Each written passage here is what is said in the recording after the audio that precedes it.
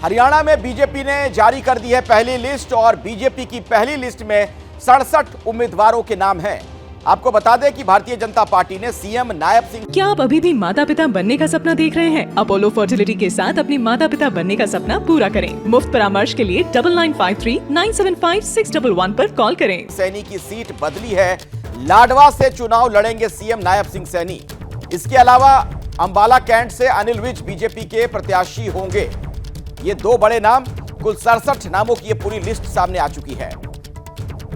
Bharatiya Janata party ने CM Nayab Singh Saini की seat बदली है, लाडवा से चुनाव लड़ेंगे सीएम नायब सिंह सैनी। कुल 67 उम्मीदवारों के नाम, पूरी जानकारी आपके सामने हम रखेंगे।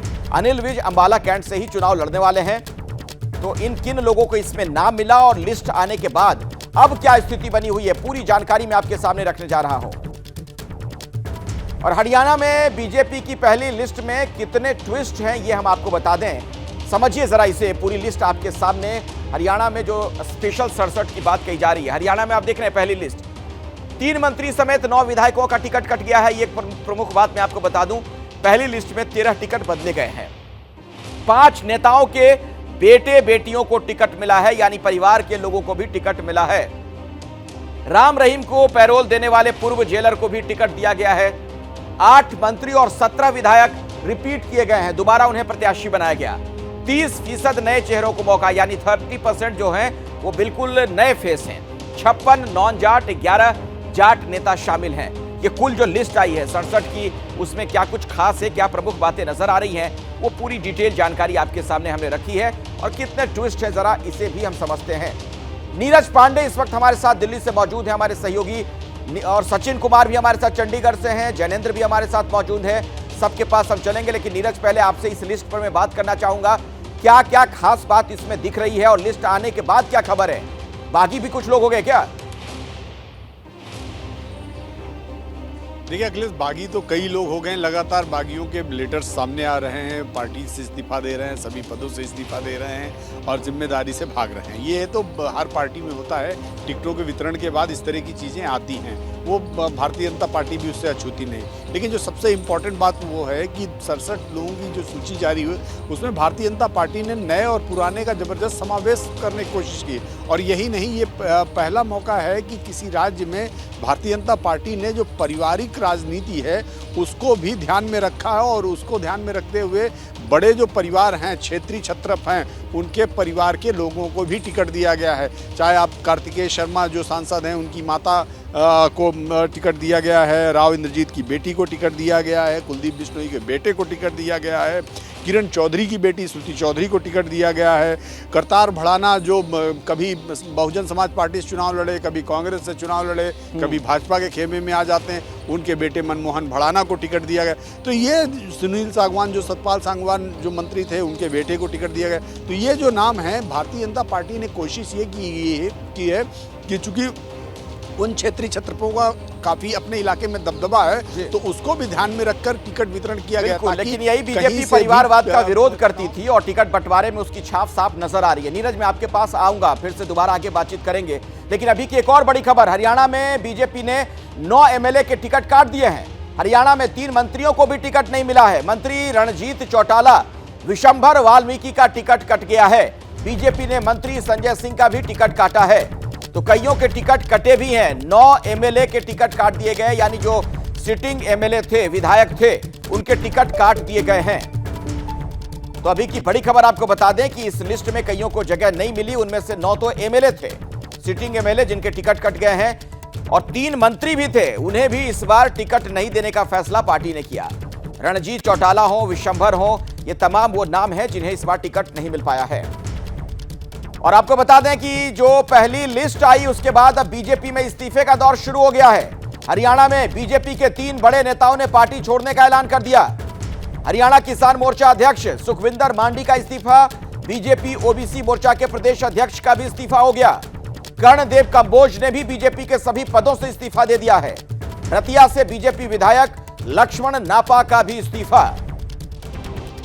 तो पहली लिस्ट और उसके बाद आप देख रहे हैं किस तरीके से इस्तीफे हुए हैं। 3 बड़े नेता, रतिया से बीजेपी विधायक, बीजेपी किसान मोर्चा के अध्यक्ष और बीजेपी ओबीसी मोर्चा के प्रदेश अध्यक्ष, इन तीनों ने पार्टी से अपनी राहें जुदा कर ली हैं।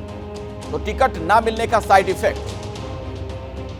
मेरे साथ सचिन भी हमारे सहयोगी जुड़े हुए हैं। सचिन, कुल मिलाकर एक बड़ी तस्वीर यह भी देखने को मिल रही है कि जो बागी हुए उनमें कुछ बड़े नेता भी हैं जिन्होंने अब पार्टी से अलग होने का फैसला कर लिया।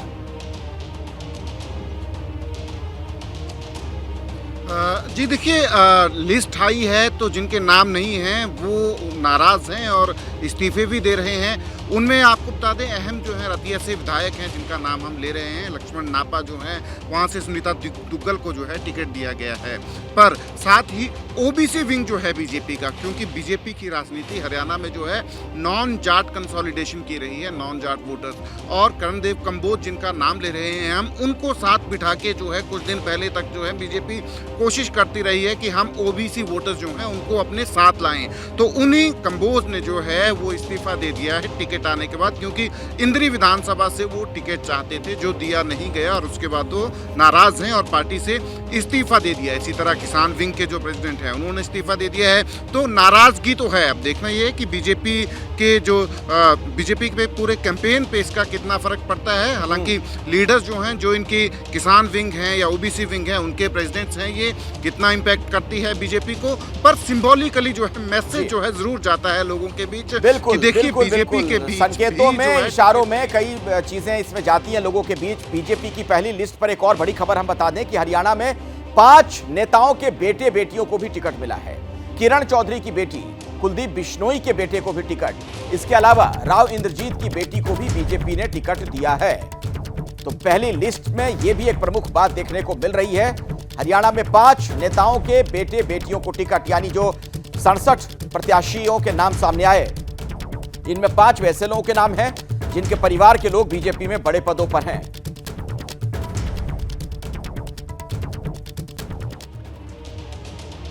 तो आपके सामने ये तस्वीरें भी, जो बैठक हुई थी जब उसके बाद तय हुआ इन प्रत्याशियों का नाम, और उसमें कई प्रमुख बातें जो निकलकर सामने आई हैं वो हम आपको बता रहे हैं। और अब ये देखिए बीजेपी की लिस्ट में परिवारवाद कैसे है। भव्य बिश्नोई को टिकट मिला है, कुलदीप बिश्नोई के बेटे, और इसके अलावा देखिए श्रुति चौधरी को टिकट मिला है।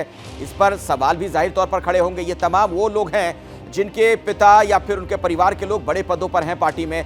राव इंद्रजीत सिंह हैं, उनकी बेटी आरती राव को टिकट दिया गया है। करतार भडाना के बेटे हैं मनमोहन भडाना, इन्हें भी टिकट दिया गया है। ये सारे नाम आपके सामने, ये 5 नाम हैं। सतपाल सांगवान और इनके बेटे हैं सुनील सांगवान, इनको भी टिकट दिया गया। यानी कंसिडरेशन का जो आधार वो परिवार के लोग जो बड़े पदों पर वहां बैठे हुए हैं पार्टी में। तो नीरज, जब एक सवाल ये पूछा जाएगा, चूंकि बीजेपी कांग्रेस को बार बार परिवारवाद के मसले पर घेरती है और खासतौर पर कांग्रेस की टॉप लीडरशिप को, यहां तो खुद ही आप देखिए 5 ऐसे नाम सामने आ गए जो परिवारवाद की मुहर है। देखिए अखिलेश, राजनीति में सबसे इंपॉर्टेंट फैक्टर होता है विनबिलिटी, यानी कि जीत कौन सकता है। यदि भारतीय जनता पार्टी को लगता है कि इस सीट से यही जीत सकता है तो वहीं पे उसको टिकट दिया जाता है। ये परिवारवाद कहिए आप, चाहे इसको जो कहिए, क्योंकि ये कोई पहली बार नहीं है। आप उत्तर प्रदेश में जाइए, कल्याण सिंह राज्यपाल थे, उनके बेटे जो है राजवीर सिंह सांसद थे, लेकिन उनके पोते संदीप सिंह को टिकट दिया गया। क्या वो परिवारवाद नहीं? वो भी परिवारवाद ही है। राजनाथ सिंह के बेटे पंकज सिंह है, वो भी चुनाव लड़े नोएडा से, वो भी तो परिवारवाद। तो परिवारवाद की जो परिभाषा है वो ये है कि परिवारवाद, जहां कोई जिताऊ कैंडिडेट है वहां परिवारवाद की जो संज्ञा है वो लागू नहीं होती। भारतीय जनता पार्टी इससे अछूती नहीं है। हर राज्य में आप देखेंगे तो इक्का दुक्का इस तरह के तमाम उदाहरण मिल जाएंगे। हाँ, ये ज़रूर है, भारतीय जनता पार्टी में भाजपा के सबसे बड़े नेता नरेंद्र मोदी ने जो परिवारवाद का की नई जो परिभाषा दी थी, वो परिवारवाद की परिभाषा ये दी थी कि परिवारवाद ऐसा नहीं कि एक लेगेसी, पार्टी का अध्यक्ष अगर किसी परिवार का है और उसके बाद अध्यक्ष उसका बेटा ही बने, ये परिवारवाद है। यानी कि पूरी की पार्टी की लेगेसी ही एक परिवार से चले, वो परिवारवाद है। उन्होंने जैसे समाजवादी पार्टी का उदाहरण दिया कि मुलायम सिंह उसके अध्यक्ष थे, उसके बाद उनके बेटे अध्यक्ष बने, सोनिया गांधी अध्यक्ष थी, उनके बेटे राहुल गांधी अध्यक्ष बने, करुणानिधि के बेटे अध्यक्ष बने और उसके बाद मुख्यमंत्री बने। ये परिवारवाद की परिभाषा नरेंद्र मोदी ने लास्ट लोकसभा चुनाव में ये दी थी। तो अब परिवारवाद, विनिबिलिटी के आगे परिवारवाद की कोई वो नहीं रहती है। तो मिलाकर सही कह रहे हैं आप कि राजनीति में जीतना महत्वपूर्ण हो जाता है। राजनीति व्यवहारिकता से चलती है, आदर्श वाली बातें भाषणों के लिए तो सही होती हैं। तो कुल मिलाकर वैसी ही तस्वीर यहाँ भी नजर आ रही है। अब दिखाते हैं आपको कि टिकट बंटवारे के बाद किस तरीके का दृश्य नजर आया है। कहीं खुशी, कहीं गम, कुछ बागी हो गए तो कुछ के खेमे में आप देख रहे हैं किस तरीके से मिठाइयां बंट गई हैं। सिरसा की तस्वीर आपके सामने है, अंबाला की सब तस्वीर आप देख रहे हैं। जींद से लेकर कैथल में, यानी जिन जिन लोगों को टिकट मिला उनके जो समर्थक हैं वो खुश हैं। किस तरीके से आप देखिए खुशियां मना रहे हैं, लड्डू बंट रहे हैं।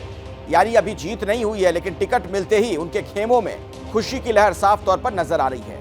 जबकि हमने वो खबर भी आपको दिखाई कि कुछ बागी हो गए हैं और इनमें बीजेपी के कुछ बड़े नेता भी हैं हरियाणा के, जिन्हें टिकट नहीं मिला तो वो नाराज हो गए, पार्टी का ही साथ उन्होंने छोड़ दिया।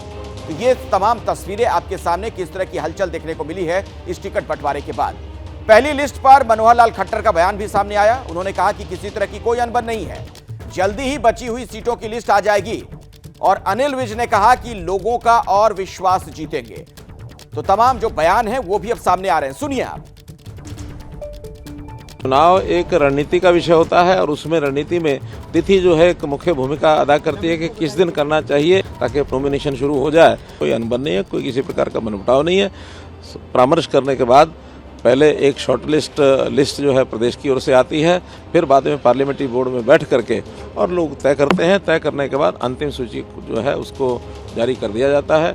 तो भी अभी 22 सीटें बची, 23 सीटें जो बची हैं उसका भी एक आध दिन के अंदर उसको फाइनल करके दूसरी सूची भी जारी कर दी जाएगी। काम किया है, काम करेंगे, ये मेरा मुख्य नारा रहा है और मैंने काम करके दिखाया है।